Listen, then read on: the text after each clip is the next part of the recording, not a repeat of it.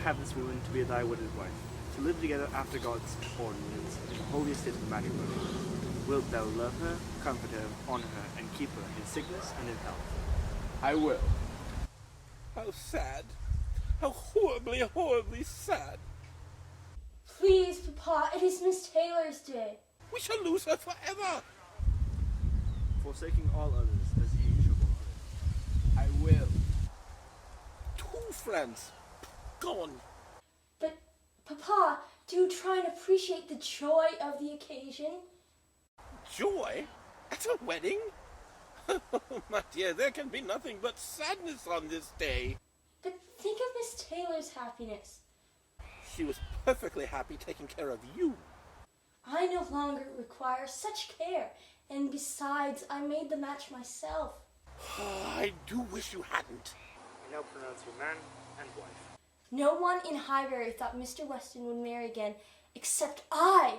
And who could have dreamt that Miss Taylor would do so well? I did. Is there anything more delicious than the glory of having schemed successfully? Of course, Papa sometimes disagrees with me. Poor Miss Taylor. Poor Miss Taylor. Papa, do think of her benefit. I wish she had never met Mr. Weston at all.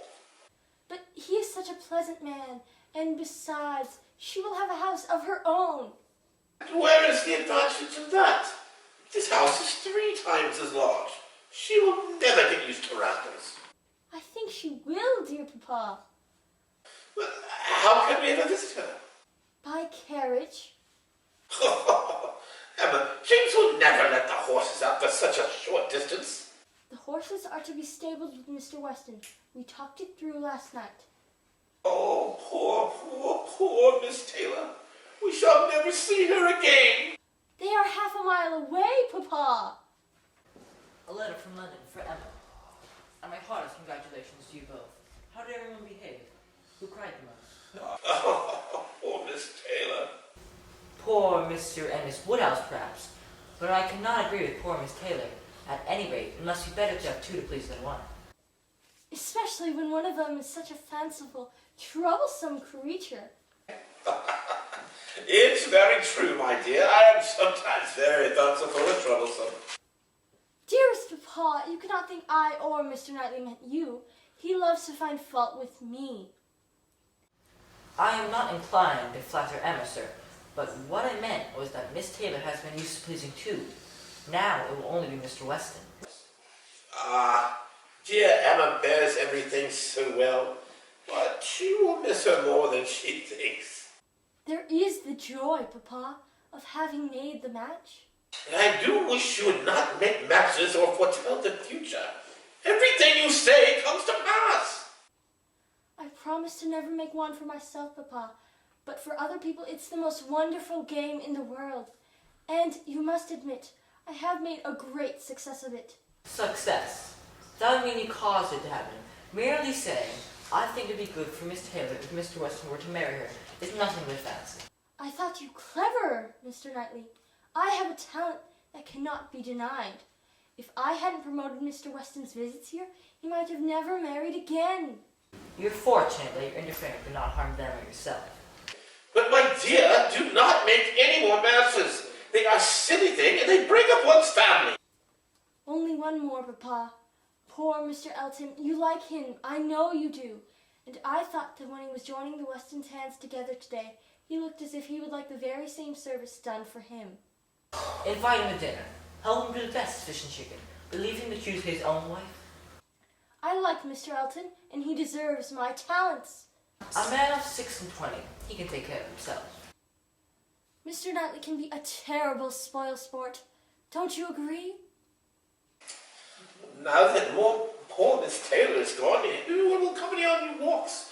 Or beg you to read, or practice the piano? You will have no one. Ah, but Papa was wrong. I found the perfect friend, a pretty young woman who requires my services. Oh my, Miss Woodhouse, what a coincidence in meeting you. Will you introduce us, Harriet? Oh, yes, of course, please, begging your pardon. Mr. Robert Martin, Mrs. Woodhouse. It's a pleasure to meet you. My pleasure, Mr. Martin. Now, if you'll excuse me, I have things to do. Is he like what you expected? He is remarkably plain, isn't he? But his looks are nothing compared with his lack of manners. Oh, I suppose he is not as well-mannered as a true gentleman. You are a beautiful young woman, Harriet, Am I? and you come from the best of stock. I am? Your father may well have held the title. How can you be sure? I do not know of your opinion between a relationship with Harriet Smith and Emma, but I fear it will be a bad end. I have been observing them with the greatest pleasure. Emma will instruct Harriet, and she will be Emma's companion. And since Emma wants a new friend to be better informed, it will be incentive for her to read more. Emma has been meaning to read more since she was 12 years old. She has drawn more lists than books that have been published. And Harriet Smith is the worst sort of companion for Emma. She knows nothing, so looks to her as an expert on everything. I want you to seek the best in everything, dear Harriet. The Martins may be good people, but they lack standing in the community. They were ever so nice to me this summer. Mr. Martin walked 3 whole miles one day to bring me walnuts. Does Mr. Martin read? Oh, yes, agricultural reports and other things. Harriet, have you not seen other examples of good manners and fine breeding at Hartfield? For example, Mr. Weston and Mr. Elton, Mr. Weston is so old. which makes his manners all the more valuable. And, in one respect, Mr. Elton is superior to even that of Mr. Knightley. He is gentle and good-humored. Didn't I tell you what he said about you just the other day? Harriet Smith is a beautiful young lady, is she not? Very much so. He said that? Mr. Elton is very agreeable. Of course he is, and his situation is most suitable. Grace and elegance you have had in Miss Woodhouse are even greater than her original gifts. I'm glad you think I've been useful, but she only wanted drawing out. And a few hints. Harriet's sweet temper and natural grace were her own. Perhaps she now has a more decisive character. Very much so. He especially admires your decisive character. He does? Have you ever sat for a portrait, Harriet? Me? No, I couldn't. It would make an exquisite possession for the right gentleman. It is a marvelous idea, exercising your ample talents in the favor of your friend. He's asked me to paint you. He has? I've done some drawings, partial ones, but never a portrait. Oh no, I couldn't possibly sit for a portrait by you. But Mr. Elton insists upon it. He does? It is his heart's desire.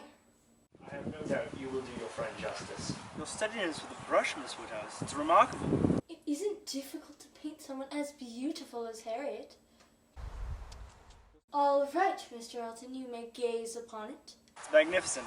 Triumph. You've given her the final touches of perfect beauty. The expression of the eyes is perfect, but the eyebrows are not quite correct. I cannot agree with you. It's perfect in every resemblance. You've made her too tall, Emma. Oh, no, not too tall in the least. Consider she's sitting down. Very prettily done, my dear Emma. Just as your paintings always are.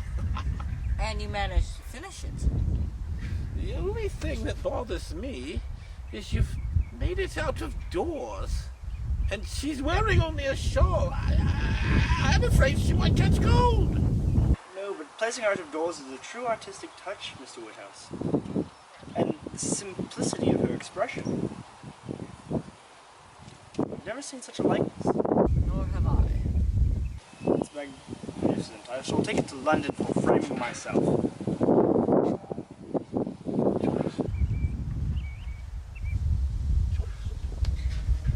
Well, what should I do? In what respect? To Mr. Martin's letter. You must answer it, of course. But is it a good letter? A very good letter. So good that I think that one of his sisters must have helped him. Dear Miss Woodhouse, please do advise me. No, the response should be all your own, and it should be unequivocal without regretting his disappointment. Then you think I ought to refuse him? Harriet, have you any doubt about that? I beg your pardon if I misjudged. But I imagined you were only consulting me about the wording of your reply. Did you mean to return a favorable answer? No, I did not. That is to say, oh, I'm not sure. Oh, Miss Woodhouse, please, please do advise me. As a general rule, Harriet, if a woman doubts whether she should accept a man, she ought to refuse him. As your older friend, it is my duty to say so. But don't imagine that I want to influence you. I know, but if you could just advise me. No, not advise. That is to say, you're right, my mind should be made up. I shouldn't be hesitating. It would be safer to say no. Would it be safer to say no? Not for the world would I advise you either way. If you prefer Mr. Martin to any other man in the world, why should you hesitate? As you will not give me your opinion on the matter, I have come to the conclusion and almost made up my mind to refuse Mr. Martin. Do you think I am right? Perfectly right. While you were wavering ever so slightly, I couldn't try to influence you, but I never could have visited Mrs. Robert Martin of Abbey Mill Farm. Oh, how dreadful. What a narrow escape. Now, my dear little modest Harriet, do you know where that painting of you is at this very moment? No. In the hands of Mr. Elton. Perhaps he is showing it to his mother and sisters and telling them how much more beautiful is the original. Oh, Miss Woodhouse, you see everything. I can see a blissful future together. Have you noticed Mr. Elton's enthusiasm for Miss Smith? I cannot share it. She's pretty, but I cannot rate her beauty as you do. Her character depends entirely on her company. In capable hands, she might become a valued woman. And those capable hands have already been at work. I admit, you cured her of that schoolgirl giggle. I'd be disappointed if I hadn't been of some use. But I'm pleased that you should take notice. There is good reason to believe your friend will hear something to advantage. Is that so? Do let me guess the source. It must be Mr. Elton. No, Robert Martin came to consult me before proposing marriage to Harriet. Ah. Well, I have news for you. He's an excellent young man, sensible, straightforward, and possessing good judgment. I praised the young friend, but told him she would be fortunate in such a match. He wrote to her yesterday and was refused. Then she's a greater fool than I imagined. I suppose that it is impossible for a man to imagine how a woman could refuse an offer of marriage. A man always imagines that a woman is ready for anybody who asks. Nonsense. A man imagines no such thing. I hope you're mistaken about your friend's feeling. I saw her write the answer. You saw her answer. All later you wrote the answer. You persuaded her to refuse him. And if I did, which I am not admitting, I would have done her a great favor. Mr. Martin is a respectable young man, I suppose, but he's hardly her equal. I'm surprised he dared propose to her. Not Harriet's equal. No, he is far superior, and most clearly in common sense. Whoever Harriet's parents are, they made little provision for her. She was as happy as she could be with the Martins this summer, and I know he wouldn't have approached her without encouragement. If he hadn't turned her one of your friends, she would never have rejected him. You are unjust. 99 out of 100 would call her beautiful, and she has a sweet temperament. And until men start falling in love with smart minds instead of handsome faces, she's certain to be admired and sought after. To hear you abuse the reason you have, Emma, I would almost prefer you had none. Nonsense! A woman like Harriet bewitches a man's senses and satisfies his judgment. Were you, yourself, ever to marry, she's the very woman for you. I've always thought your friendship was foolish. You've puffed her up so no one will be good enough for her. If you don't let her marry Robert Martin, she may be a bored and miss to go to school for the rest of her life. We think differently on the subject, Mr. Knightley, so there is little use in debating. She has refused him, decidedly. No one but a gentleman in education and manner will do for Miss Harriet Smith. Nonsense. Pure nonsense. He has more gentility than she'll ever understand. But since you've such high regard for your matchmaking skills, let me warn you that if Mr. Elton is your man for Harriet, you will labor in vain. Mr. Knightley, do not assume to know all of my stratagems. Depend upon it, Mr. Elton will not do. He's a vicar and knows the value of a good income. It would have been kind for you to offer advice if I had set my eye on Mr. Elton. But at the present, I wish to keep Harriet for myself. Although I pity Robert Martin's embarrassment, he's far better off without Miss Smith. Good day to you. Oh, how he vexes me! How could he not see in Harriet what I see? And where could she be? Could she have met Robert Martin at Miss Goddard's school this morning? It would have been dreadful if he had pleaded her case to him again. No, it isn't likely. He would have been too embarrassed by the response to the letter to seek her out. It is certain. Only someone with my acute powers of observation could have detected Mr. Elton's passionate glances and amorous commentations. Though it is already December, we are fortunate there has been little weather to prevent the ladies from venturing out of doors. Yes, it is difficult to believe the Christmas season is upon us. But soon there will be snow and ice and slush, and your visits will become all too infrequent. A carriage will always be at the ready for you or Emma, sir. Poor Mrs. Weston. Are you certain you're happy? Never been happier. Oh, No, but Hartfield has not been the same without you. You will be coming for Christmas dinner? Emma has already invited us. I will be sitting in between you just as always. Now, Papa, I know it has been difficult, but we have seen Mrs. Weston every day since her wedding. Yes, but she's always obliged to go away again. It's been hard on Papa, but I can see that you're happy. You are positively glowing. And what about you, Emma? Are you still searching to never marry? I would have to meet a man far superior to any man I've ever known before. And isn't that possible? You, above all people, know that I cannot change for the better. Now, Emma. It would be different if I were to fall in love, but it hasn't happened yet, and it simply isn't my way. Have you been practicing and reading? Oh yes, from time to time. But I've been busy with matters of the heart. I should have known. Too busy, I should say. Now, Mrs. Weston, have you noticed Mr. Elton's keenness for Harriet's painting? And for the artist, far more than the subject. Ah, but he is mistaken. I think it is she who is in the wrong. Why do our arguments always seem to arise from my being in the wrong? Why mustn't you allow me to be right? I was 16 years old when you were born. No doubt that you are far superior in judgment at that point, but haven't the intervening 21 years brought us closer in understanding? I still have the advantage of 16 years, and of not being a pretty and spoiled young woman. You underestimate me, Mr. Knightley. Come, my dear Emma, let us be friends and not quarrel. Just one more word. In regards to Harriet and Robert Martin, let us say we are both in the right. Come shake hands with me. Where will you and poor Mrs. Weston take your holiday, sir?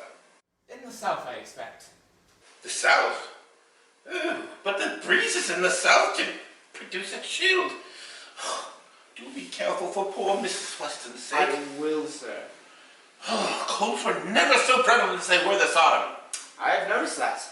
Our apothecary has declared this winter and September a very sickly month. Mr. Weston, have you heard from your son yet? Just yesterday, a letter from Frank Churchill, Esquire. He sent his regards for his absence and promises to visit soon. That is our hope. He has been wanting to visit since September, but Mrs. Churchill, his aunt who raised him, is not well and requires company. What a great pleasure his visit will be for you and Mrs. Weston. He will be with us tomorrow. Oh, the carolers have arrived. I'm sorry for Mr. Weston. Frank Churchill ought to attend his father's wedding. He isn't the master of his time. He's been threatening to grace Highbury for years. I'm told he's dependent on his aunt. A man of 23 or 24 without the freedom of mind to do what he ought. You are the worst judge in the world, Mr. Knightley, of the difficulties of dependence. If he said to his aunt, I must visit my father's new wife immediately. There'd be no opposition to his going. No, but there might be to his coming back again. He's a very weak man indeed if he has never before carried out a resolution. You are determined to think badly of him. I'm not. I'm determined to see any of his merits besides being handsome and agreeable. Well, even if he has nothing else to recommend him, he will still be a treasure in Highbury. Forgive me for being less than overwhelmed when he does eventually arrive. We shall never agree about him. I doubt we shall. You are prejudiced against him. I'm not. Well, I am prejudiced in his favor. So be it. Ah, Miss Woodhouse. I was hoping to find you here. I'm terribly sorry, Mr. Elton, that Harriet cannot join us this evening. She's laid up with a fever and a sore throat. Oh, I hope it isn't contagious. I'm afraid you will have to settle for me as your companion this evening. Nothing would make me happier. Thank you. Miss Woodhouse, do not force me to contain myself any longer. Pardon? You are my light, my song, my morning, my evening. You are the love of my life, Miss Woodhouse. Mr. Elton, what are you... Now, do not speak. Let me look at you and praise you and caress your everlasting arms. Mr. Elton! Surely you have seen my boundless affection for you, how I've hung on every word. I did not. I came to Highbury only to be in your presence, Miss Woodhouse. What are you talking about, Mr. Elton? I am ready to die if you refuse me, but I know you will not. Restrain yourself, sir. It cannot be for me. Surely it is meant for Miss Smith. Miss Smith? Miss Smith? I never thought of Miss Smith. I'm astonished, especially after observing the attention you paid to her. Attention? I came to Highbury only to be in your presence. And the encouragement I received. Miss Woodhouse, please let this silence be that you long understood me. It most certainly is not. I was utterly in the dark about your feelings, at least until this very moment. Am I to assume... I assume that your pursuit, or what I thought was your pursuit of Miss Smith, was your reason for making frequent visits to Hartfield. But am I to assume that you never thought seriously of Miss Smith? No, Miss Smith is a good sort of girl. But she is... I came to Hartfield only to be in your presence, and the encouragement I received... Encouragement? I give you encouragement? You are entirely mistaken. I only wished for your success with Miss Smith. I have no interest in matrimony at the present time. Good evening, sir. Good evening. What a wretched business! How could I have been so wrong about him? That he should suppose himself my equal in connection and mind? Though having mistaken his feelings, I've little right to wonder why he should have mistaken mine. Oh, how could I have been so deceived? I must have taken up the idea and have made everything bend to it. And poor, poor Harriet. Now, poor girl, her piece is cut out for some time. I should have been satisfied in persuading her to reject young Martin. That was well done. There I was quite right. Yet, even with Mr. Elton, I was only introducing her into good company. And what is so wrong with that? One is sorrier than I. Oh, I'm sure it was entirely my fault. I was grossly mistaken, my dear friend. He's such an amiable man. It's easy to see how I could have been so naive. But how could I have been so wrong? All of my observations and prophecies for the last 6 weeks, all wrong. Mr. Elton is such a good man. Dear Harriet, don't cry. He is perfection itself. I still cannot believe he had no feelings for you. Mr. Elton is far too good for someone like myself. Nonsense. You are a very beautiful woman, and you may of impeccable character, and you may very well be of high birth. You are such a kind friend, Miss Woodhouse. I would never have hoped for a man of such distinction had you not thought it possible. It should have been possible, probable even. Mr. Elton is so good to the poor. Now, Harriet, we shall endeavor to drive Mr. Elton off your mind immediately. But he will still be the most perfect man on earth. He's visiting his friends in Bath for a month, and by the time he returns, all will be normal. Let's think of others for a while. Will you come with me to visit Miss Bates? I've been negligent in calling on her, and it will take our minds off Mr. Elton. I shall be like Miss Bates, a poor spinster. Not at all. You are still a very young woman, and you shall marry into wealth. And what about yourself? Oh, I will never marry. Never? Few married women are half as much mistress of their home as I am of Hartfield, and I can never be as truly beloved in another man's eyes as I am in my father's. But to be an old maid like Miss Bates. I shall have books and nieces and nephews and sewing and music. Are you acquainted with Miss Bates's niece? I can't say that I am, though we knew each other as children. Miss Bates forces her visitors to read all of Jane's letters, each 40 times over. Her diet, her illnesses, her lack of parents, her insufficient income, her compliments to us all, until I'm sick of the very name Jane Fairfax. Miss Bates does enjoy talking. She received a letter from Jane just last week, so we may be safe on that account.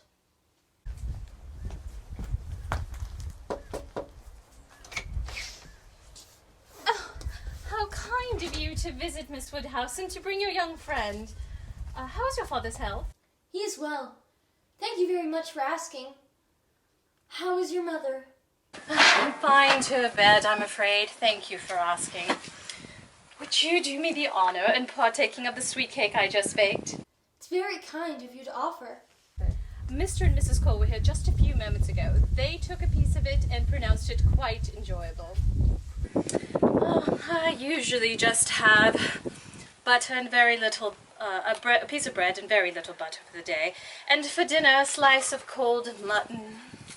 We shall send you a hind quarter of our Hartfield pork, Miss Bates. Oh, Miss Woodhouse, you are too kind. A full hind quarter will last for weeks, I am sure. We will fry it as steaks and salt the leg, but not over-salt it, mind you. Eaten with a turnip and moderately makes for an excellent meal. And now I'm afraid Harriet and I must be going. I promised Papa. Oh, but you must wait for Jane. Is she here? Oh, yes, I was so overjoyed with your visit. I almost forgot to mention, Jane has come and will be staying for several months. Isn't that delightful? She took a short walk, though why she needed to leave the house, I cannot say. I urged her to stay inside. You see, she caught a cold on the 6th of November and has not been herself.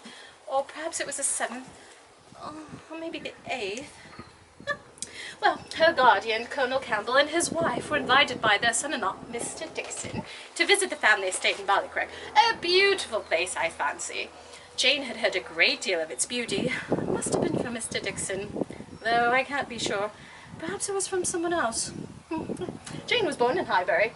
Oh, and here she is. Oh, Jane. I'm so glad you'll be able to see her, though she'll be staying for quite some time. Jane, can you imagine how fortunate we are to be visited by Miss Woodhouse and her friend?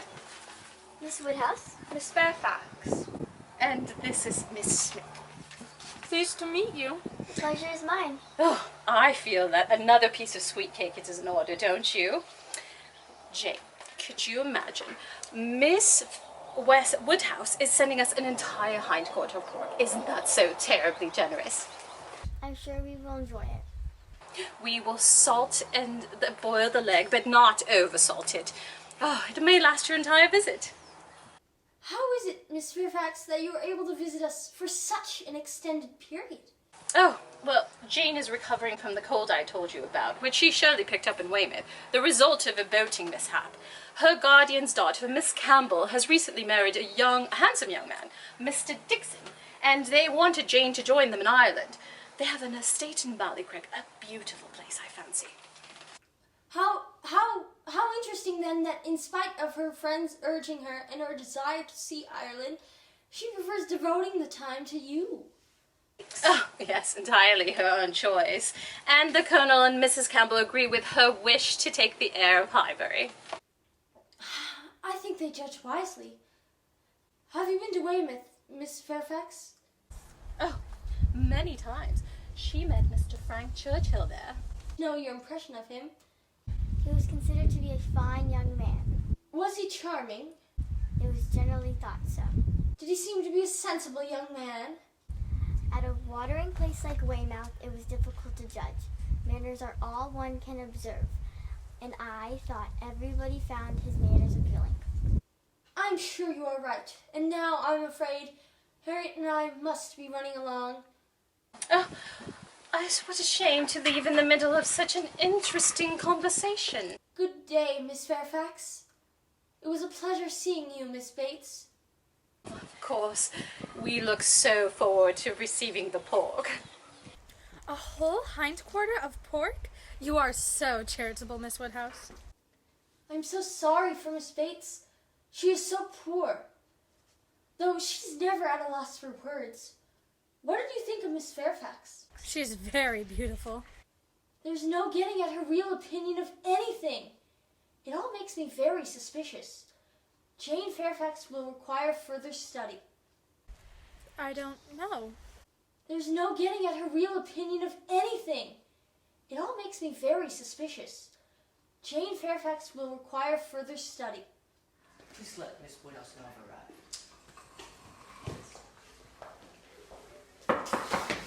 Good day, sir. Did I wake you? Not at all, not at all. Oh, just resting nice. Have you heard the news? News? The vicar is to be married. Married? Yes, to a Miss Augusta Hawkins. But he's only a boy. I believe he is 26. Much too young to be married. He seemed to be very well off as he was. It is surprising. He has only been away for a fortnight. Oh my. Dear Mr. Woodhouse, Jane and I are ever so grateful for the full hindquarter. Such beautiful pork. You are too bountiful. How do you do, Miss Bates? Miss Fairfax. We consider our heart-pure pork to be Oh, sir, you are too kind, too bountiful. If there were ever two people with as little wealth as we, yet everything we could wish for, it is us. Oh, dear Mr. Knightley, so good to see you too, sir. Oh, I was almost so grateful, I almost forgotten. Have you heard the news? News? What news? Mr. Elton is to be married. I cannot imagine what could have possessed him. I was just informing Mr. Woodhouse of the news. But where did you hear it? It's only been half an hour since I received a note from Mrs. Cole, who had heard of the letter from Mr. Elton. The moment Mr. Cole told Mrs. Cole, she sat down and wrote a note to me. I put my bonnet on and made sure I had a salting pan large enough for the pork. And I told Jane that we should walk up to Hartfield. Isn't that right, Jane? I had business with Mr. Cole just over an hour ago. He handed me the letter directly. Oh, sir, you really are too bountiful. There's never been such interesting news in Highbury. My mother sends her greetings and says that you are most bountiful. You are most welcome, my dear Miss Bates. Oh, Miss Woodhouse, have you heard the news? News? Jane has never seen Mr. Elton. No wonder why she's so curious about him. Is he a tall man? My father would say yes, Mr. Knightley no, and Miss Bates and I that he's just the right height. When you have been here a little longer, Miss Fairfax, you will come to understand that Mr. Elton is the standard of perfection here at Highbury. Very true, Miss Woodhouse. I hope you mean to take an interest in this news, Miss Fairfax. After all, you have been recently acquainted with matrimonial plans. Oh, yes, Miss Campbell, the daughter of Jane's guardian. When I have seen Mr. Elton, I shall... We shall not excuse your being indifferent about Mr. Elton. I dare say Miss Hawkins must be an excellent young woman. Mr. Elton is a superior gentleman. His attention to my mother, who, as you know, is quite hard of hearing, has been most welcome. Jane, I think we must be running along. The weather does not look good, and Mother will be uneasy. Oh, thank you again, Mr. Woodhouse. Jane, we must go immediately. I will not let you out in the rain. Jane has been much better for the weather in Highbury. Thank you very much. I was merely trying to engage her in conversation. Yes, she does create quite a stir, but she would never harm a soul. Miss Fairfax is terribly reserved. I told you she was. She speaks when she's something to say. Oh, I want to impress this out. I was merely trying to engage her in conversation. If she keeps her own counsel, she must have a reason. Perhaps it is diffidence. You may see diffidence, but I do not. I'm sure your charm will conquer her shyness. Good day to you both. Papa, have you ever found Mr. Knightley annoying? Never. Have you? Me? No, never. You heard the news. Yes, far too much of it. But you could not have heard about French. Well, we've heard about just about everyone else by now. He'll be in Highbury tomorrow. I got his letter this morning. How wonderful. But will he actually come this time? Regards, he sent his regards for not coming, and he promises to visit soon. Well, I suppose that will mean more parties and balls and everyone getting sick all over again. He will be with us by 4 o'clock tomorrow. 4 o'clock? Oh, no, 3 o'clock. And Emma, you have merely my description of him. Do not expect perfection. Emma, think of me by 4 o'clock tomorrow. I will, but I've no doubt he will regard you just as happily as he does his father. Oh my, Mr. Martin. Good day, or rather, not so good day.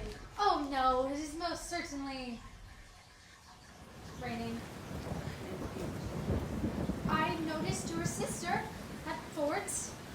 Yeah, she knows me too. Yes, I thought she might have. Where are you going? I'm on my way to Hartfield. I just went around Mr. Oliver's stables. It's underwater. Oh, it is good of you to tell me so. Well, I suppose I should be making my way. Thank you, Mr. Martin. Oh, Miss Woodhouse, please do help me. Harriet, what is it? I saw him. We stood together. Whom? Come, sit down. It was awful. I was on my way to Miss Goodart when it started to rain, so I took shelter at Ford's, and who should come up behind me but Mr. Martin. Oh, it was terrible. I thought I would die standing next to him, but I was also glad he spoke so kindly to me. Oh, Miss Woodhouse, please do help my nerves. It is over now, my dear friend. Come, sit down. I was mortified. It might have been distressing for the moment, but you seem to have handled yourself very well. Do you think so? Yes, as did he. He looked well. Have you heard the news? Yes, I think it can only aid in your future relations with Mr. Elton. I will have been forgotten by then. Dear Harriet, it will be for the best. What is it, Papa? The Westons have sent word that Frank Churchill will be arrived and has arrived. But he was to arrive tomorrow. Like all young men, he's in a terrible hurry. I'm not ready. You are? I must get my shawl. Ah, Miss Woodhouse, twice in one day. Oh, and it's only 3 o'clock. May I introduce my son, Frank Churchill? It is very good of you to come. And so soon. Welcome to Hartfield. The pleasure is entirely mine, sir, and may I say that your home is as beautiful as any country estate that I have seen. Thank you, sir. It suits us.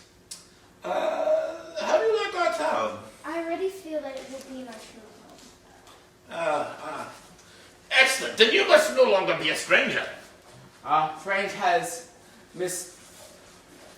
Churchill to think of as well as ourselves. But I see that there are now 2 of you instead of just 1. All the more reason for you to stay twice as long. Nothing would make me happier.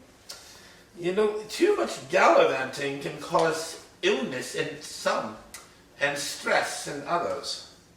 Where's Emma? I'm right here. Emma, may I introduce? Miss Woodhouse, not enough was said in your praise. You, sir, are too polite. I would like to know everything about you and your beautiful town. And I want to know what occupies your time in Enscombe and Weymouth. But as the guest, you may begin. Do you ride, Miss Woodhouse? From time to time. Delightful. And your other interests? Is your set musical? Definitely, though my skills are far from polished. I'm sure you underestimate them. And now shall I examine you? It will be my pleasure to withstand your scrutiny. What do you think of your father's marriage? It was of the wisest measure. Everyone who was a friend can only rejoice in that. And Mrs. Weston? I was prepared for elegant and agreeable manners, but I confess I had not expected more than a tolerable-looking woman of a certain age. I had no idea I was to find such a pretty young woman as Mrs. Weston. For my sake, you cannot think too much perfection in Miss Weston. However, I advise you not to use a pretty young woman in her presence. In addressing Mrs. Weston, I should understand who I was praising without danger of being thought extravagant. Fine manners indeed, and even more handsome than Mr. Weston's appraisal. I wanted to know more about Frank Churchill. I was scheduled to pay a visit to Miss Bates and Miss Fairfax, but then I saw Mr. Frank Churchill emerging from a visit of his own. I was determined to postpone my visit in order to accompany Mr. Churchill on a tour of Highbury. She looks that way, yet her complexion is so pale as to give the impression of ill health even when she is well. I cannot agree, Mr. Churchill. Her complexion was never brilliant, but there was a softness to her skin that gives her face a peculiar elegance. I've heard that said, but nothing can make amends for the fine glow of health as your face attests, Miss Woodhouse. Well, at least you admire her except for her complexion. I cannot separate Miss Fairfax from her complexion. You knew her as a child? Yes, but we were never well acquainted. I was wicked because I didn't want to associate myself with someone who was so idolized by others. But really, I could never see myself being so attached to someone so reserved. There is safety in reserve, but no attraction. What a wonderful dinner. And Randall's is such a beautiful home, Mrs. Weston. Oh, it is a wondrous occasion indeed. Jane and I are so grateful that your son has humbled us with his presence. It's so fortunate you can share in his visit. Is Mr. Churchill not a terribly handsome and pleasant man? Oh, yes, very. Though he reminds me a little of Mr. Elton. I can listen to parish business no longer. What is your opinion of Miss Smith? I'm not in the least surprised she's your friend. She has a lovely face and her modesty is enchanting. You have undoubtedly worked wonders on her. Miss Woodhouse, Mrs. Weston, Mr. Churchill, I have astonishing news to report. Can you guess it? Jane has been bestowed upon with a gift, a pianoforte. How fortunate. Who gave it to her? We don't know. Could you imagine that?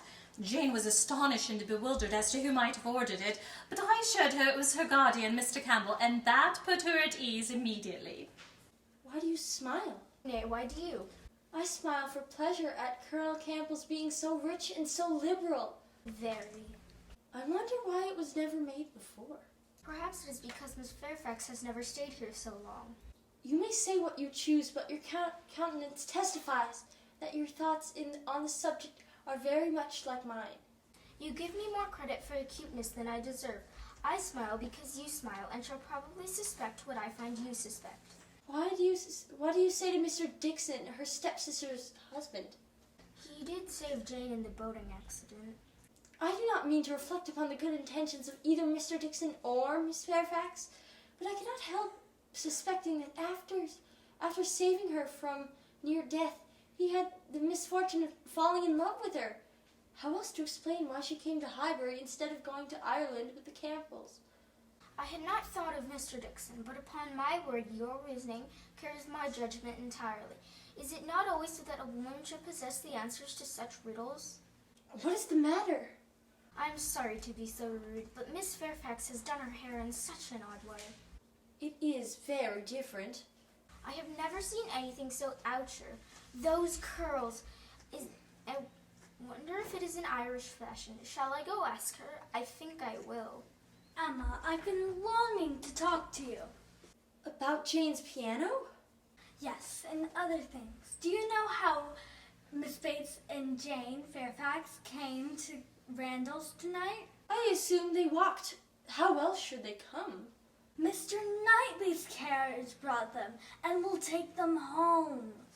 Why is that a surprise? He knows of Jane's poor health, and no one is more benevolent than he. Yes, I think there's other reasons. Mr. Knightley and Jane Fairfax. And Mrs. Weston, how could you think of such a thing? Mr. Knightley cannot possibly marry. It would disinherit his nephew. I'm sure it isn't at all likely. I'm amazed that you should think of this. I'm not questioning whether it be a good thing, just whether he wishes it. Could the pianoforte have been a gift from Mr. Knightley? He would never do such a mad thing. He is happy by himself, with his farm, with his sheep, and his library, and his parish to manage. My dear Mrs. Weston, do not take to matchmaking. You do it so poorly. How could he bear to have Miss Bates haunting Donwell Abbey and thanking him all day long for marrying poor Jane? So very kind and so very bountiful.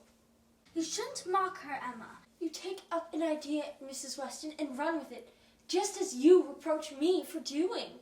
There's no reason for us to argue.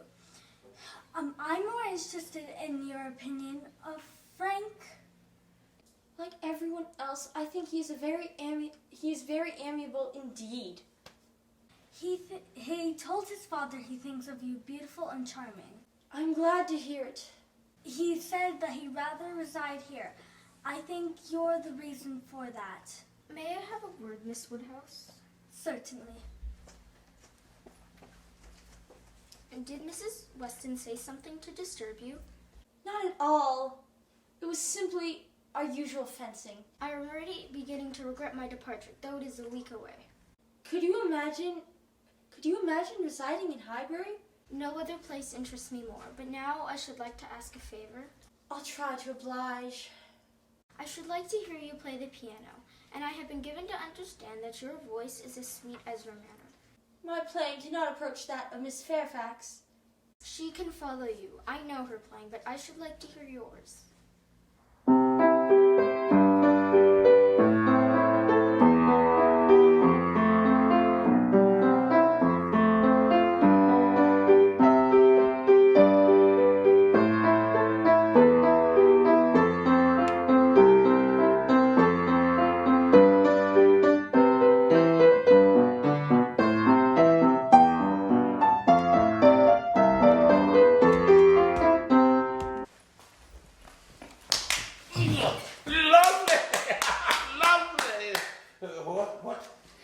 At my entreaty, Miss Woodhouse has agreed to consent us with her musical talents.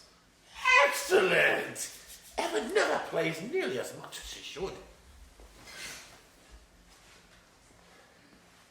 What a delightful playing. I told you he had perfect knowledge of music. Not at all, Father, but there is someone whose musical abilities are infinitely superior to mine. Oh? Miss Fairfax? Yeah.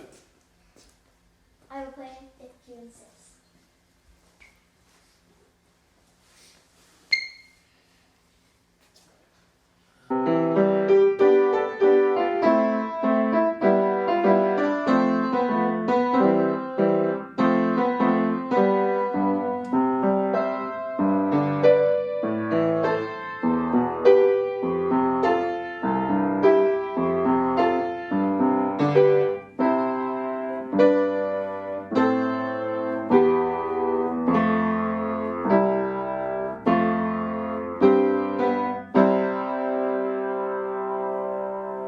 She plays well, does she not?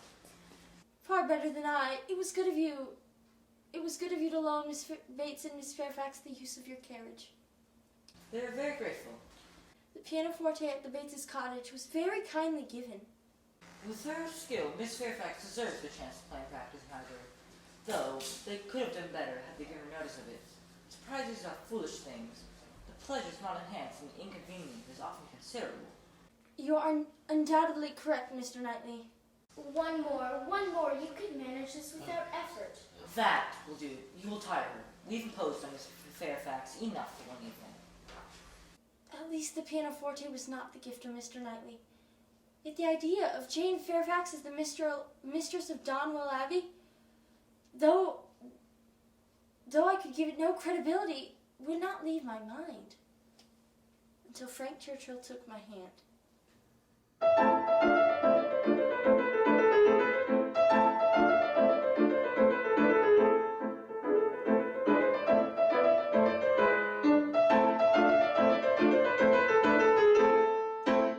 Am I in love with Frank Churchill? Or is it that he is in love with me? There's no question of his affection, but is it enough to make me think of marrying? He's charming, I enjoy his company, we agree on nearly everything, and he's mad about dancing. We must finish what we started last time, but with more dancers and musicians. How many couples? 5. Only 5. We must have more. Is there enough room? 14, 15, 16. No, not enough. Let us use the 2 rooms and dance across the passage. That would be extremely imprudent. Emma might catch cold. And little Harriet. So would she. So would you all. Mrs. Weston, you'd be laid up for weeks. Then we will only use this room. Where would we place the supper? We would need a much larger room. You are unreasonable. Nothing can be further from the pleasure of dancing in a crowd. Exquisite, Miss Woodhouse. You have the art of giving a picture in a few words. Still, we must have room for the buffet. What about the Royal Oak? Oh, certainly not. A very bad plan indeed. The Royal Oak is always so draughty. But, sir, because the rooms are much larger, there will be no need for opening windows. I would never open a window. Perhaps just sandwiches rather than supper? A capital idea. May I have the honor of the first 2 dances? You may. My dear, he's asked for the first 2 dances. Has he? I knew he would. Being Frank Churchill, he was called away by his aunt yet again. Of all the horrid things, leave-taking is the worst. You will come again? I will try with all my power. Our poor ball must be given up. We will have it when I return. Do not forget the first 2 dances. Did we surpass your expectations? My regard for Hartfield is most warm. If you write to me, my spirit shall remain in dear Highbury. Everything points to his being in love. If he returns, I must make sure not to give him encouragement. Yet I feel weary, listless, and disinclined to apply myself to anything.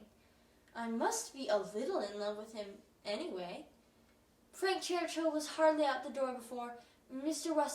Elton and his bride was in everyone's mouth. Mr. Elton and his bride have arrived. What shall I do? They are not worth your thinking about. I'm sure you are right. But what should I say? Your preoccupation with him is a grave reproach to me, Harriet. I know it was all my doing. I deceived you and myself, and it will be a painful mistake for the rest of my life. I am asking you to save yourself from further pain, though you need not care about mine. Oh, how shameful of me to be ungrateful. You who has been the kindest friend in my life. Much better, dear Harriet. Believe me, my affection for you is boundless. Will you be receiving Mr. Elton and his bride? I would be held derelict in my duties if I did not. May I be excused from the occasion? Of course. And as your great friend, I will try and protect you from the pain of encountering the Eltons. I wish I could have done the same for myself. Mrs. Elton was vain, extremely satisfied with herself, and possessing manners that could have only been learned at a very bad school. Your house is so cozy, Miss Woodhouse. So extremely like Maple Grove. Is it not, Mr. Eve? Completely, dearest Augusta. We are pleased to remind you of home. Smaller, to be sure. But ever so cozy. When you have seen more of Surrey, I'm sure you will have overrated Hartfield. Oh yes, Surrey is a beautiful garden of England. I believe many counties are called the Garden of England. No, I fancy not. I've never heard any county but Surrey called so. Dear parties here at Hartfield, we're ever so busy at Maple Grove. From time to time. There's nothing like staying at home for comfort, yet I'm no advocate of isolation. I perfectly understand your situation, Miss Woodhouse. Your father's health must be in great drawback. Why doesn't he visit Bath? I assure you it will do him a great deal of good. He has tried it more than once without receiving any benefit. In my Bath life, I've seen so many instances of its benefits. The advantages of Bath for someone like yourself who has such a secluded life would be numerous. I could introduce you to the best of society. Would you not agree, my care sposa? Of course, my dearest Augusta. I do not believe Bath would suit me any more than it did my father. Have you met the Westons? Oh yes, she was your governess, was she not? I was astonished to find her so ladylike. And who would have walked in while we were there? Knightley. Knightley himself. Despite his clothes, he was quite a gentleman. Insufferable woman, Knightley. And not knowing that he was a gentleman? Mr. Elton could not have married anyone more gauche. He was fortunate that she chose £10,000 a year. Jane Fairfax is such an interesting creature. So mild and ladylike, and yet so talented. I quite rave about Jane Fairfax. Miss Woodhouse, we must exert ourselves to do something for her. Such talent should not remain in obscurity. I'm not sure what more can be done. A great deal can be done for those who dare to act. I shall have her very often at my house, host musical parties to draw out her attention, and always be on the lookout for an appropriate situation. Not even Jane Fairfax deserves this. In order to distract my mind from the Eltons, Mrs. Weston and I planned the ball at the Royal Oak, hoping that once again Mr. Frank Churchill would be released by his aunt to Highbury.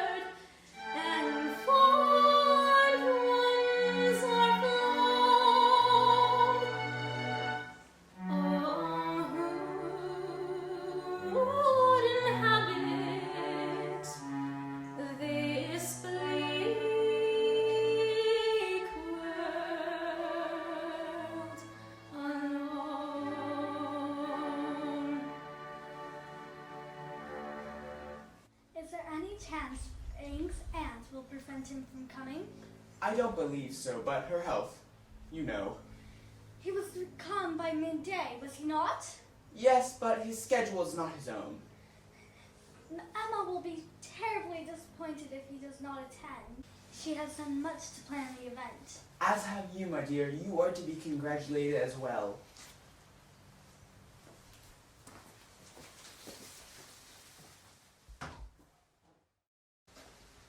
Good evening, Mrs. Elton. Good evening, Mrs. Weston. Now, sir, where's that son of yours? I must take his measure this evening. We believe he is on his way. I should hope so. Oh, good of you to attend our ball. Of course I would attend the ball in my honor.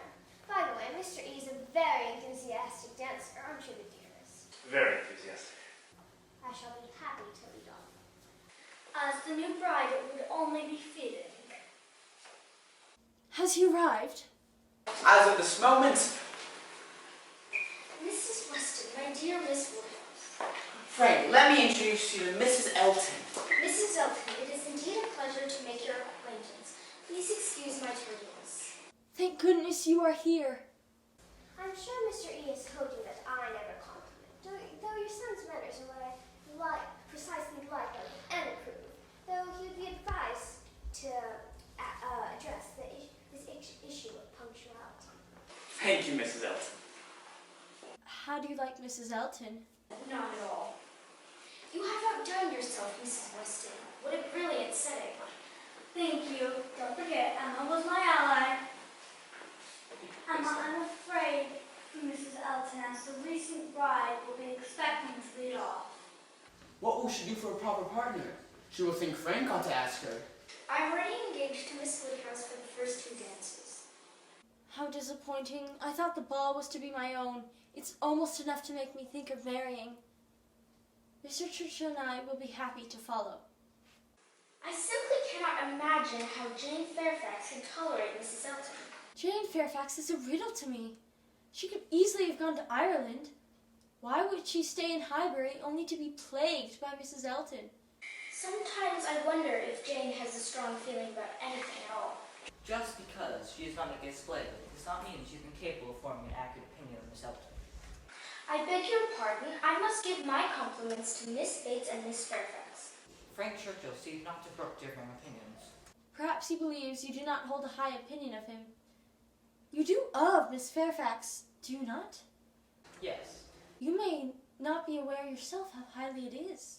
So you've been settling that I should marry Jane Fairfax. Will you ever start making matches? It was not I. One says those things without any idea of a serious meaning.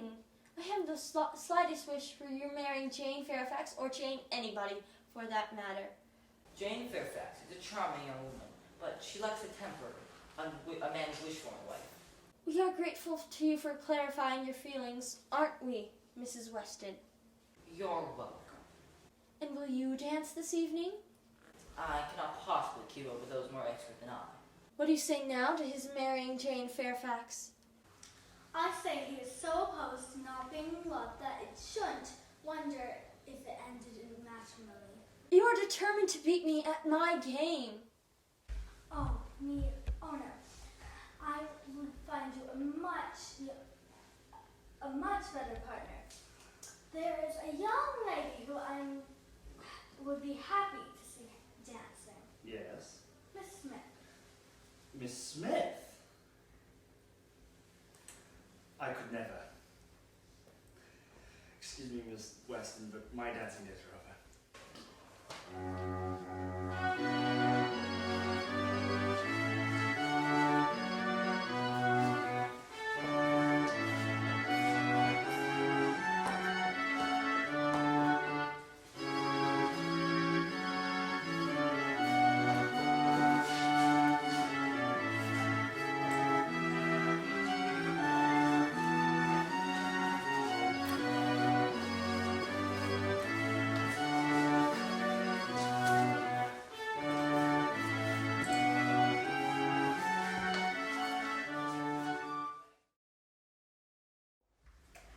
Thank you, Miss Smith.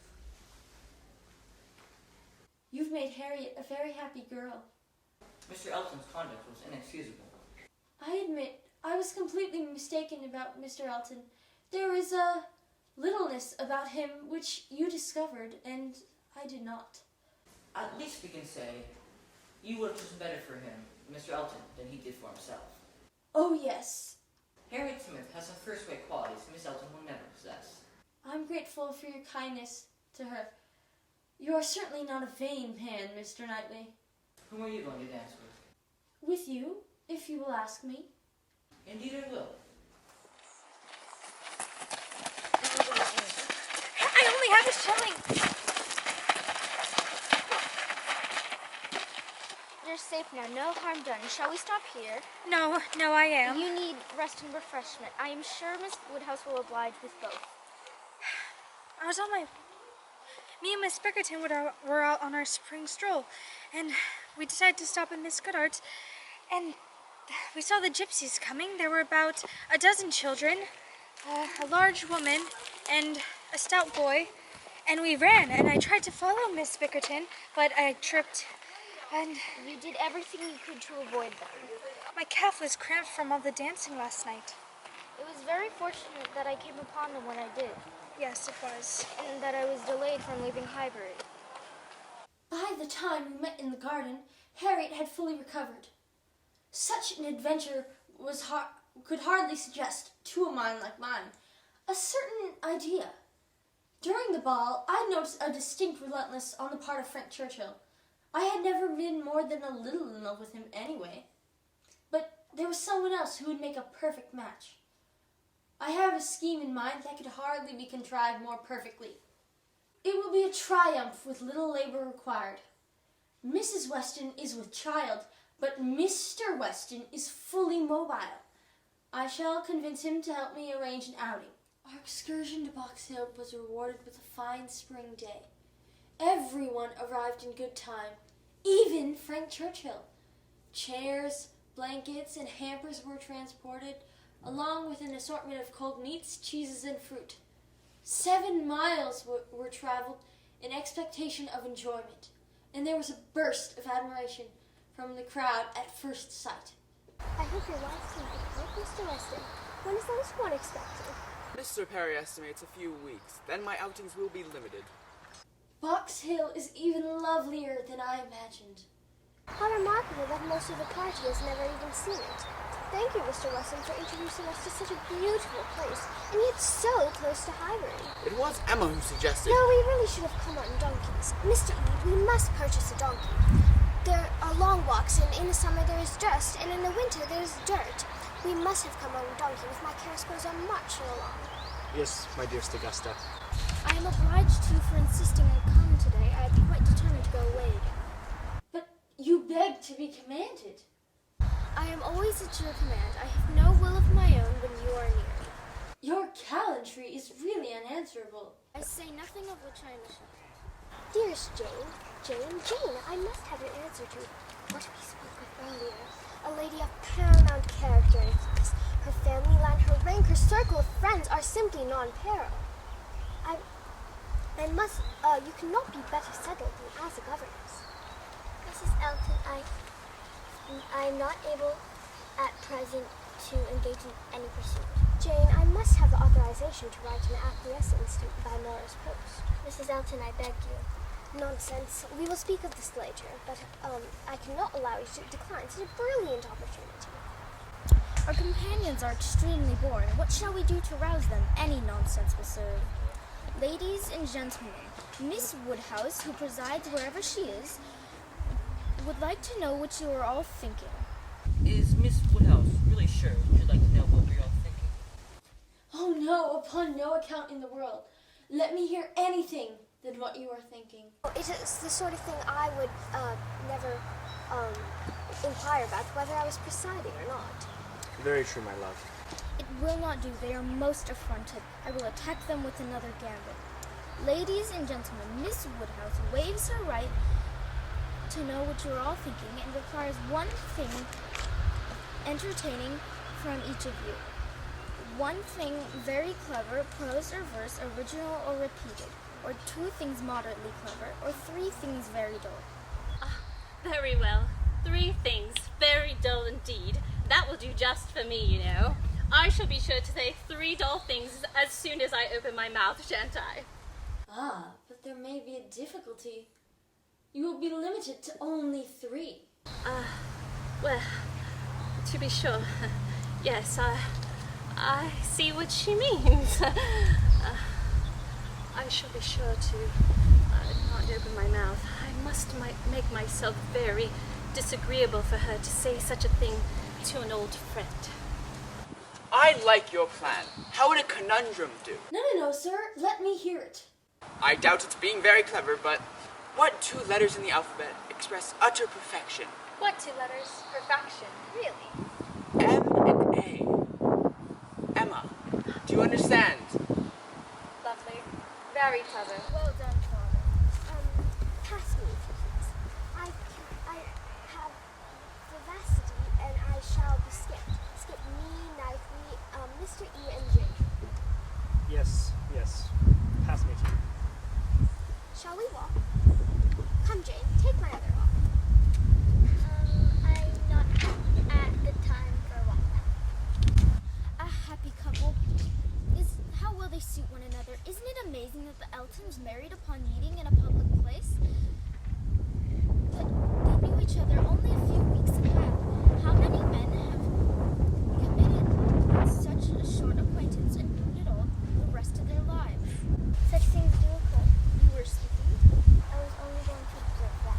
Well, I guess it is all guess and luck anyways. I have so little confidence in myself that when I marry, I hope that someone will choose for me. Will you, Miss Woodhouse, find someone, adopt and educate her? And make her like myself? By all means, if you can.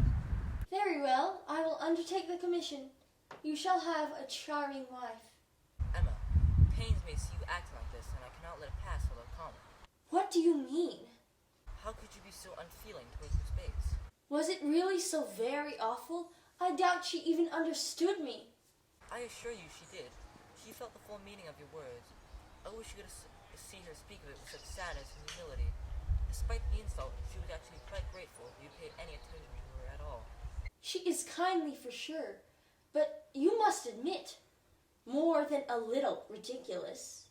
That may be, and if her situation were equal to yours, I would leave her silliness to itself and not quarrel with any liberties you might take in mocking it. But she's poor. She's lost most of the comforts she was born with, and if she lives to a very old age, she'll probably lose more. Her situation should look to your compassion. She took an interest in you when you were but an infant, and has been honored to see you grow to become a woman. Yet now she's laughed at, humiliated, before her niece no less, and others who follow her treatment of her. It isn't easy for me to say, Emma, but as your friend, I have no choice but to speak the truth. It was badly done, Emma. Badly done indeed. Was I really so cruel? Others have always admired my cleverness. Even Mr. Knightley, on occasion. A true friend would not have been so frank. And it was only Miss Bates, after all. Oh, how could I have been so wrong and so foolish? How could I have been so contemptuous? Why have I sacrificed the good opinion of such a great friend? I was happy to give over the sweet hours of the evening to a game of backgammon with Father. But attending to him did not dispel the vexation Mr. Knightley's words had caused. When the morrow came, I was determined to call on Miss Bates and begin equal, kindly intercourse. Miss Bates answered the door after an unusual delay. She was humble and civil as before, but with less of a cheerful manner. Good Miss Woodhouse, so sorry to keep you waiting. Oh, I'm afraid Jane is not well, but I do not know. They tell me she is well. Miss Bates, I wish to... Oh, I'm sure you have heard and have come to give us joy. Miss Bates, I have not heard. Oh, I know this is not joy in me, but I've been so worried about Jane. Her spirit has been overcome of late. She's pale, she has no appetite, her head has ached for days. Mr. Perry says there is no pulmonary complaint, but he says that she has a nervous fever and confinement to a single room is not good for her. Miss Bates, I'm very sorry to hear of her condition. She spent the entire morning writing a letter to Colonel Campbell. She had tears in her eyes perpetually, and I said to her, "My dear, you will blind yourself." Oh, it pains me to see her so. Oh, dear, I must sit. I did not realize her health was so poor. Oh, Miss Woodhouse, please do not think us ungrateful. When one is in great pain, it is so difficult to feel any blessing. It is going to be so hard to part with her after having had her so long. Where, may I ask, is Miss Fairfax going? To a Mrs. Smallridge, to have the charge of 3 little girls. To be a governess? Yes, Mrs. Smallridge is a charming woman, and she'll only be 4 miles from Maple Grove. Was it Mrs. Elton who... Yes, good Mrs. Elton, our most indefatigable good friend. When Jane first heard of it, she was quite opposed and told Mrs. Elton so over and over. I never thought that Jane would ever say yes, but yesterday she took Mrs. Elton aside and said she agreed. I didn't hear of it until it was all settled. It will be unwelcome to her and all her friends when the time comes. I hope that the family of Mrs. Smallwich will have every alleviation that is possible. I mean, as to the character and manners of the family. Oh, yes. She'll have a style of living almost equal to Maple Grove, and her salary, I cannot venture to name it. When is Miss Fairfax to leave you? Very soon indeed. That's the worst of it. I'm truly sorry to hear that she will be leaving us. Her friends will all miss her so much. I see you're looking at the pianoforte. What is to become of it? Jane was speaking of it just now. She said, "You and I must part. You will have business here no longer." Poor think so. Mrs. Churchill. Yes, who would have thought? A sad day. Poor Mrs. Churchill. Why, poor Mr. Churchill, Papa. She has kept Frank for herself for far too long. Have you not heard? I believe I'm the last to hear anything. She is deceased. Deceased? Why, I don't know whether to be surprised or not. Poor Miss Churchill. She was obviously suffering much more than any of us ever knew. I wonder what Frank will do, now that he's free to dispose himself and attach himself to anyone. Let us go to Mrs. Weston. Mr. Woodhouse, would you excuse us? Why are we going to Randall's? Mrs. Weston must see you. Has something happened? Is she ill? Not at all. Only a little agitated. She would have gone in a carriage, but she must see you alone. What can be the matter? Is she really not ill? Depend on me, but ask no more questions. You will know in time. Mr. Weston, do tell me what has happened. She will break it to you better than I can. Break it to me? Good God! Mr. Weston, I charge that you tell me this instant. Oh, thank goodness we're here. What is it, my dear friend? It will do you good to speak of your distress now, whatever it may be. Can you have no idea? Can you not guess what you're about to hear? It must have something to do with Frank Churchill. Yes, just yesterday, Miss Churchill passed away. And this morning Frank arrived on the most surprising errand. He came to speak with us, his father, regarding an attachment. An attachment? An engagement. Him, Mr. Frank Churchill, and Mrs. Jane Fairfax are engaged. With Jane Fairfax? Good God, are you serious? You do not mean it. Since October, it's hurt me and his father equally. Some parts of him we cannot excuse. Oh, my poor Emma. Please allow me to relieve you of any concern about the effect of me. There was a point in our acquaintance where I was disposed to be attached, or nearly attached to Frank. However, that feeling ceased, and for the past 3 months I felt nothing about him in that way. It is the simple truth, Mrs. Weston. Mr. Weston will be almost as relieved as I. It was our dearest wish that you may be attached to each other, and we've been persuaded so. That does not acquit him. What right did he have to try and make me fall in love with him? And how could Jane bear such behavior? There were misunderstandings between them. Most recently, replying the impropriety of conduct. It's so unlike what a man should be, so lacking in integrity and truth that a man should possess with every transaction. Now I must take his part. Now he has been wrong in this instant. I have known him long enough to applaud his good qualities. I suppose we will all wish them well when the time comes. Oh, thank goodness. It is all favorably resolved? A very pretty trick you've been playing on me, sporting with my curiosity as to exercise my talent of guessing. I was concerned that you had lost at least half of your property. And here I was believing that it would be a matter of condolence when it turns out to be one of congratulation. Well, I congratulate you, Mr. Weston, for having one of the most accomplished and lovely women in England as your daughter. Believe me, it was not my intention to trick you.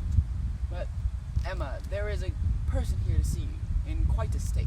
For me? Whom? Harriet Smith. Oh, Harriet, to be duped a second time by my misconceptions and flattery.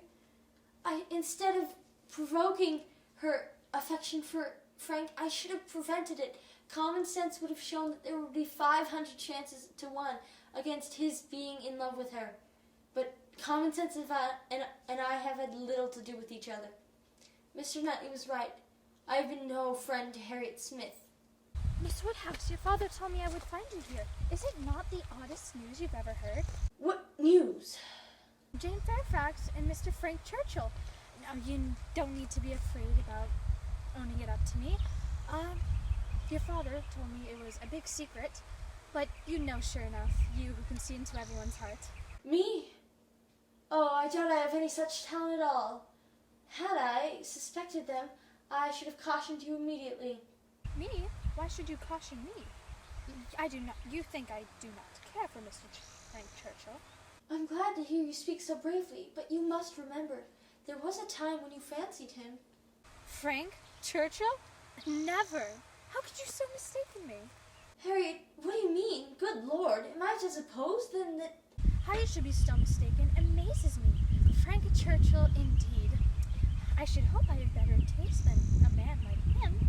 We have not named the man who is the object of my affection. Harriet, stop! Let us make this clear without the possibility of making a further mistake. Could you be speaking of Knightley? Of course, I could not think of any other man. And when I spoke to you, it was as clear as possible. But it was Frank you praised for his service of protecting you from the gypsies. I was imagining a more positive circumstance. When Mr. Elton didn't dance with me, and Mr. Knightley, gentleman that he is, came to my assistance, I saw his benevolence and generosity.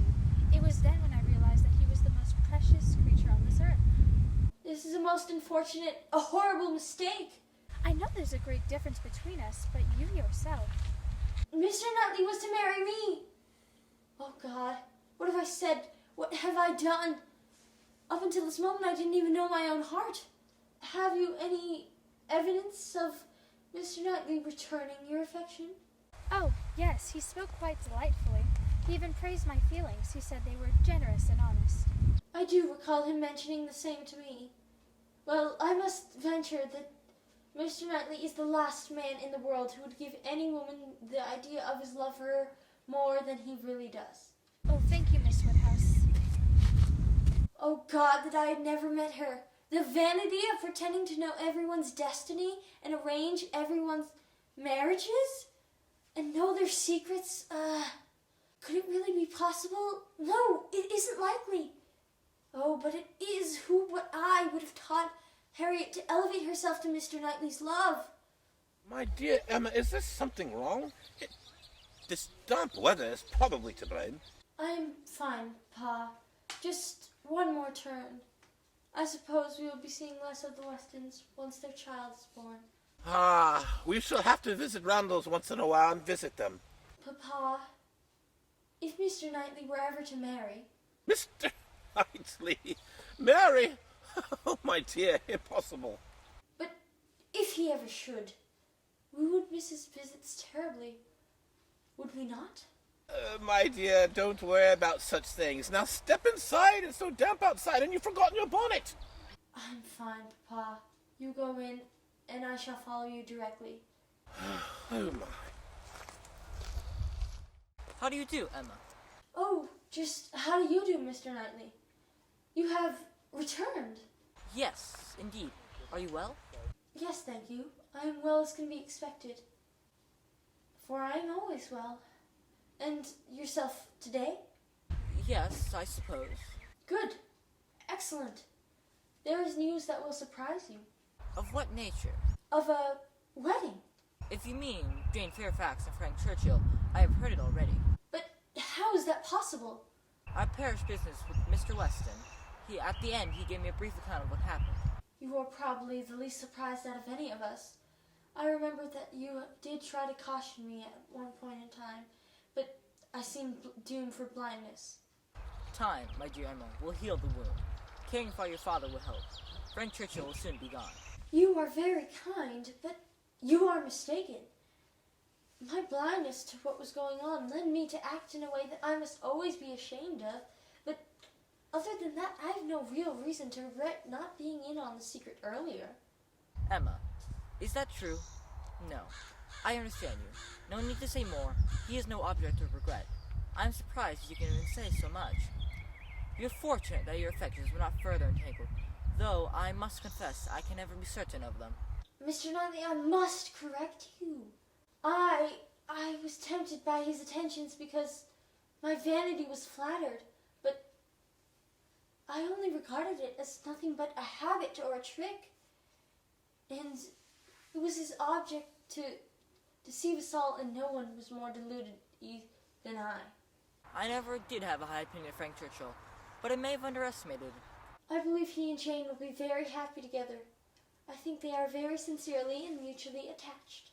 It is good of you to say so. He's a fortunate man, at 23, to have drawn such a prize. He neglects, even humiliates, a woman who loves him, and everything turns out fine. His aunt is in the way, his aunt dies. He's a favor of fortune indeed. You speak as if you envy him. I do envy him, in one respect. You will not ask me what the point is of my envy, I see. You are determined to be wise, are you not? Curious, in the least. Oh, then do not speak it, do not speak it. That is, if you cannot. Take a little time, consider. Do not commit yourself. Thank you. I suppose you're going in? I stopped you ungraciously just now, and I'm afraid gave you pain. But if you have any wish to say to me, I will hear what you like and tell you exactly what I think. As a friend, of course. As a friend. That is a word I wish would not... Stay, yes. Why should I hesitate? I've gone too far for concealment. Emma, have I no chance of ever succeeding? Any chance? My dearest Emma, for dearest you'll always be my beloved. Tell me at once. Say no if it is to be said. You are silent. Absolutely silent. I cannot make speeches. If I loved you less, perhaps it would be easier. I blamed you and lectured you, and you have borne it like no other woman in England would have borne it. God knows I have not had the courage to be a lover. But now that you see my feelings for you, are you Emma Woodhouse without words? Shouldn't we be attending to your father? I must compose myself first. You go.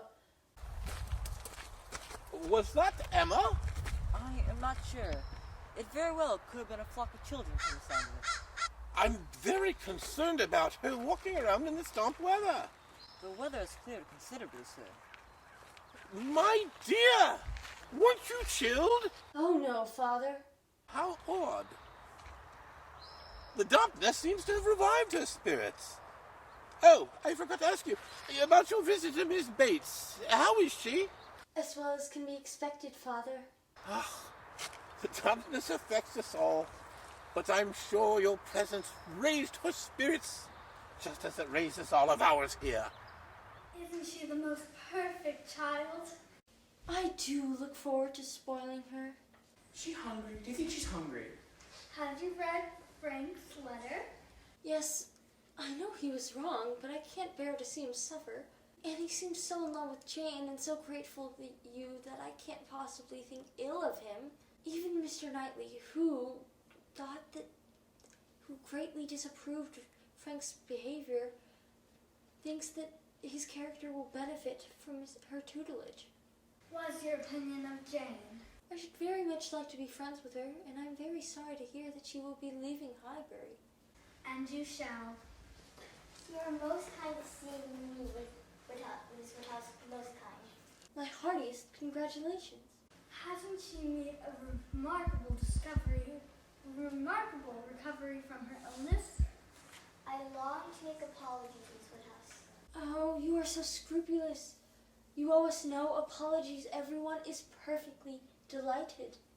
You're kind, and I was cold and artificial towards you. I had to act a part, a deceitful one. Pray no more. All the apologies should be on my side. Let us forgive each other at once. And yet another visitor. Miss Woodhouse, I cannot thank you enough for the kind, forgiving message that Mrs. Weston conveyed. I hope you do not retract what you then said. Not in the least. I would much rather give you the joy in person. I thank you with all my heart. Look at her. Have you ever seen such a brilliant complexion? I always admired her complexion. It was you who found fault with it. What an imprudent dog I was. There is one mystery to be solved, though. Do you know who gave Jane the pianoforte? It was I. At the time, it was my only way for showing my feelings for her. She will make good use of it. I should like to pay my respects to the betrothed. My heartiest congratulations. Thank you, sir. As do I. Now, let us repair to the dining room. They're having an excellent buffet, including calves foot jelly. I have something to tell you, Emma. Good or bad?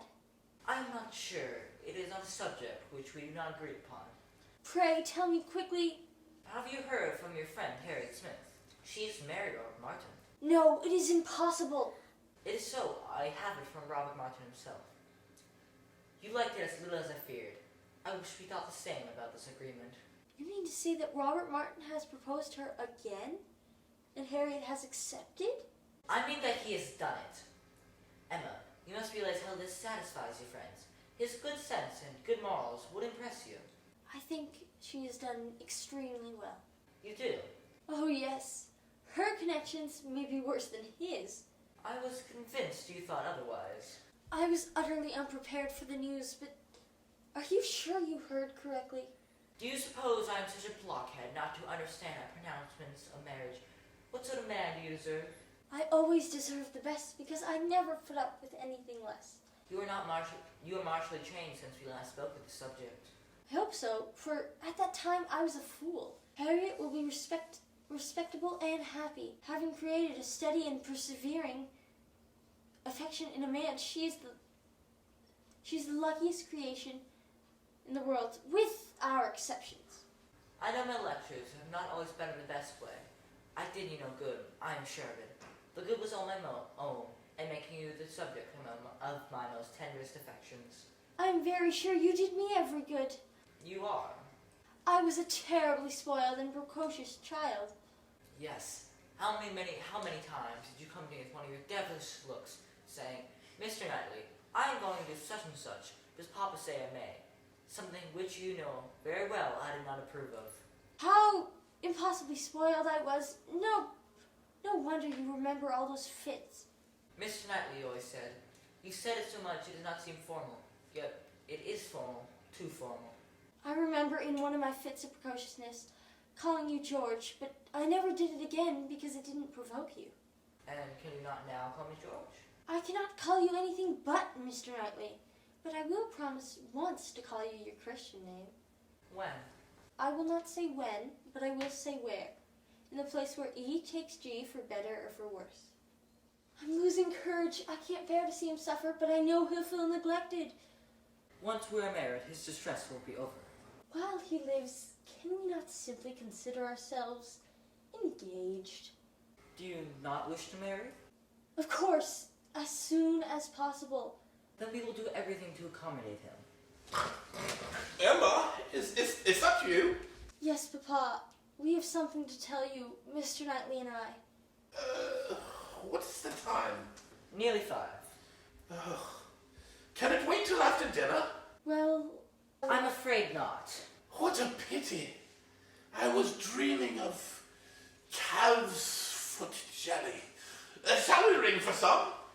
Father, Mr. Knightley and I, we are to be married. Oh? Oh. Oh my! Are you all right, Papa? Married? Yes. To each other? Yes. But dear Emma, you promised to never marry. I was a child when I said so.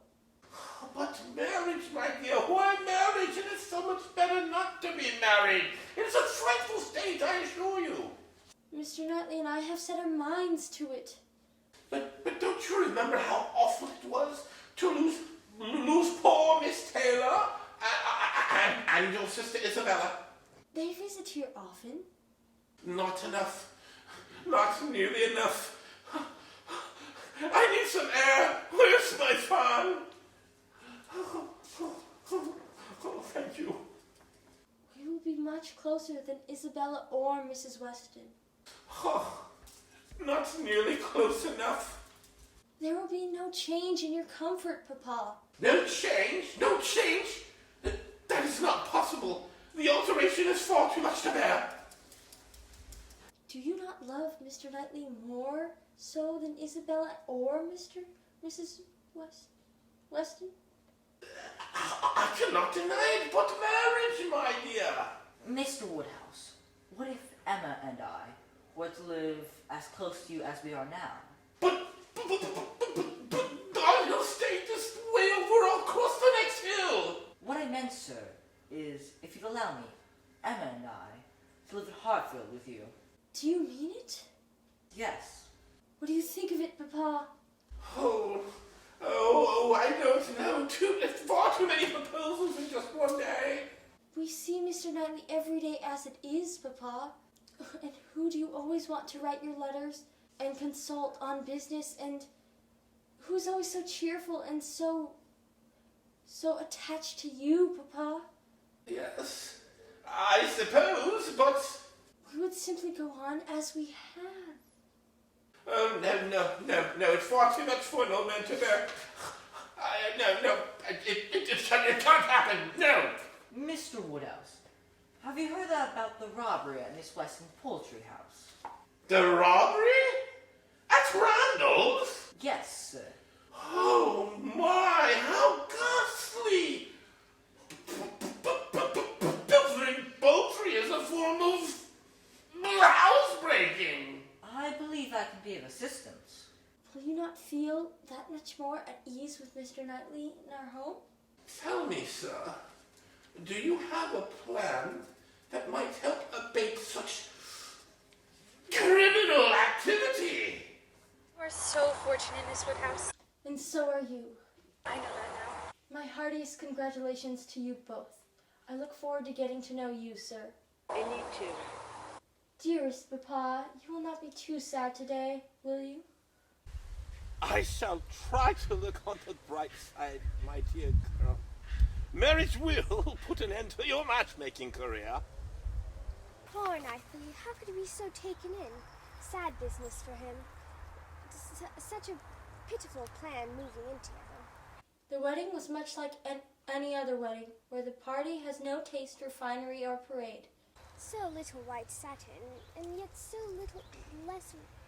very less veils. Such a pitiful business. But in spite of those deficiencies, the true friends who witnessed the ceremony were fully rewarded by the perfect happiness of the union.